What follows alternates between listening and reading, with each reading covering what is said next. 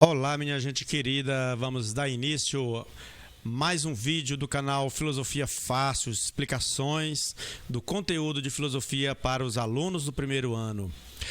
A temática que nós vamos falar agora é sobre o trabalho, né? Então, analisando a sociedade em que nós vivemos. O trabalho, no item 1, trabalho, humanização ou tortura, né? Nesse item mostra que a palavra trabalho, ela vem da palavra tripalium. E o que é tripalium? Era um objeto feito de 3 estacas de madeira que era usada para prender animais, para ferrar os animais, prendia os animais lá, né? Prendia os cavalos. Posteriormente, esse objeto vai ser usado para torturar pessoas. Então, tripalium passa a ser um objeto de tortura. Aí, essa palavra tripalium vai se modificando e dá origem à palavra trabalho. Tripalium é latim, né? Então, qual a relação entre trabalho e tortura? Tem relação? É uma pergunta que fica, né? Aí a gente pode analisar e perceber que tem sim situação em que o trabalho, ele se torna uma tortura, né? Item 2, concepções sobre o trabalho. Existem várias maneiras de entender o trabalho. Concepções, gente, são formas de compreender, são formas de entender. Então, existe maneira diferente de compreender o trabalho. A sociedade nossa compreende o trabalho de uma maneira, outra sociedade, outros tipos de sistemas econômicos poderiam entender de outra maneira, né? Por exemplo, o trabalho como direito de cada pessoa, para garantir o bem-estar da pessoa. Isso é um tipo de concepção de trabalho. E o trabalho como exploração de mão de obra também é outro tipo de concepção, né? No número 3, vai seguindo e vai dando continuidade a esse tema de concepções sobre o trabalho, né?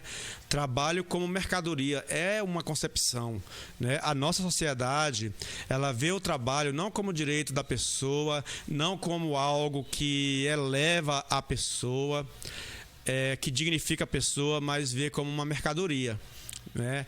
Então, a mercadoria, ela tem preço, né? A mercadoria, alguns são dados preço alto, alguns são dados preços baixos, né? Então, na sociedade que nós vivemos, alguns trabalhos são colocado um preço alto e outros trabalhos são colocados um preço baixo, esquecendo que os diversos trabalhos são úteis e importantes para a sociedade. Vamos dar um exemplo disso. Por exemplo, o trabalho do médico é importante?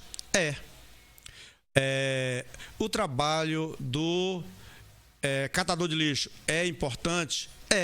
Porém, no capitalismo, na sociedade que nós vivemos, o médico ele vai ter todo elementos em torno dessa profissão que vai torná-la encarecida como uma mercadoria de alto valor.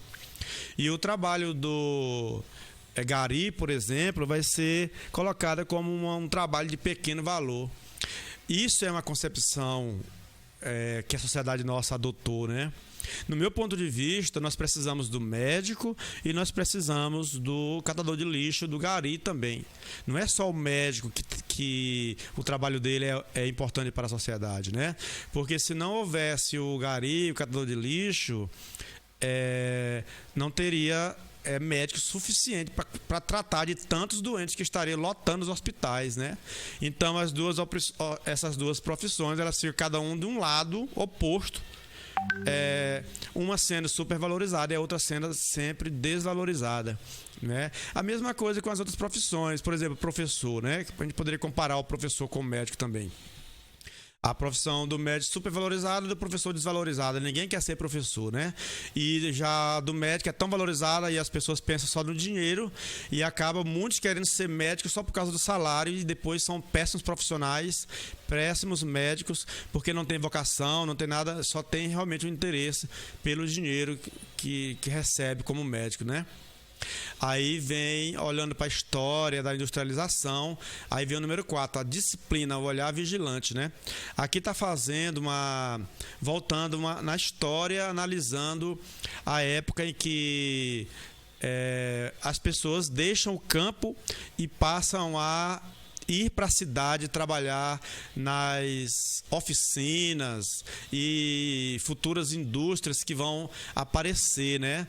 Então, antes as pessoas trabalhavam como artesãs nas suas casas, elas eram donas das ferramentas, elas faziam o produto do começo ao fim, né? Por exemplo, o artesão que confeccionava uma bota, né? Ele criava a bota desde o solado até o cadastro, até o fim do produto. E ele sabia dizer quantos dias ele gastou, quanto material ele gastou e qual o preço daquela bota. Ele sabia qual o preço, né? Daí por diante eles vão para a cidade, saem do campo, vão para a cidade, vão trabalhar em empresas que pertencem a outros, as ferramentas não são deles, são de outros, os produtos a matéria-prima são de outro, ele vai vender somente a mão de obra. E aí, a partir daí, ele vai passar a ser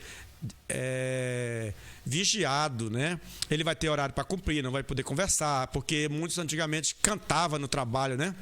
Igual as lavadeiras, lavando roupa e cantando. A partir de agora, não, eles vão ter que ter uma disciplina. Não vão poder falar alto, não vão poder cantar, não vão poder, né? Então, aí se dá o nome de olhar vigilante. E vão ter também os fiscais, né? Fiscalizando o tempo, a produção, o horário, está cumprindo direitinho, né? Então, tem uma mudança total aí nesse estilo de vida, né? Aí no número 5, de olho no cronômetro. É a continuidade disso, né? Porque a partir daí eles vão passar a olhar para o relógio, né? Antes, gente, o artesão, ele não tinha hora para ele trabalhar. Ele trabalhava quando dava vontade. Olha, por exemplo, no artesão, de manhã era mais frio, ele trabalhava de manhã, à tarde ele não trabalhava, né? Outro já escolhia trabalhar em outro determinado horário e assim por diante. Agora não, ele vai ter que se submeter às normas que outros vão impor a eles, né? E agora vão passar a olhar para o cronômetro, ou seja, o tempo vai ser contado para buscar o aumento da produção. Então, quanto produzir mais em menos tempo. E o cronômetro é aquele objeto, né, que mede tempo, né? É um relógio que é usado para contar o tempo. Então, por isso fala de olho no cronômetro, porque vão buscar produzir mais em menos tempo, né? Aí vai se criar a sociedade administrada, né? Aí vai se criar funções diferentes com cargos superiores que mandam nos cargos inferiores, né? Os artesãos não tinham esse negócio de chefe do chefe do chefe do chefe, né? Cada um fazia seu produto e vendia e trocava por alguma coisa, né? Porque os produtos eles eram baseados na necessidade da vida, né? Por exemplo, comprar bota não porque achava bonito ter 3, 4 botas, não. Usava a bota pela necessidade de se calçar, né? De proteger o pé para andar nos matos e por aí vai. Então se cria uma sociedade que tenha grupos de pessoas que vão administrar essa sociedade, vão impor normas, vão impor regras, vão impor um estilo de vida. As coisas são impostas e a gente passa a nascer, a receber essa imposição e aceitar isso e viver de acordo com essas imposições, né? Aí entra a questão da técnica também, né? Nessa questão da sociedade administrada. Aí, lá no 7, da fábrica para o escritório. Aí surge, né? Quando as fábricas começam a surgir, os trabalhadores estão lá trabalhando na fábrica. Aí, com o olhar vigilante, vai precisar de fiscais, né? Aí, os fiscais vão precisar daqueles que administram. Aí, vai criar o emprego do escritório. No escritório, vão ficar aqueles que vão planejar o que vai ser feito, como é que vai produzir. Planejar aquilo que o trabalhador braçal, lá na ponta, vai ter que realizar, né? Então, alguns vão sair da fábrica e vão passar a partir para trabalhar no escritório, né? Depois, o número 8, sociedade do consumo. Nós estamos vivendo, então, numa sociedade do consumo, onde isso gera, né? Porque o consumo é uma necessidade que nós temos. Por exemplo, consumir visando o bem-estar da nossa vida, isso é normal, né? A gente vai no supermercado, a gente compra arroz, feijão, compra o óleo, compra carne, compra verdura. aquilo é para nossa necessidade diária de se alimentar, comprar roupa para se vestir e vai, né?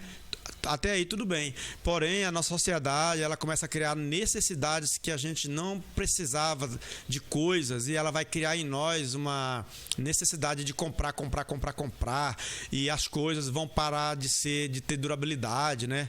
As coisas vão se acabar rápido para comprar outro, e aí a gente não basta mais ter só um sapato, precisa ter 3, 4, e por aí vai, né?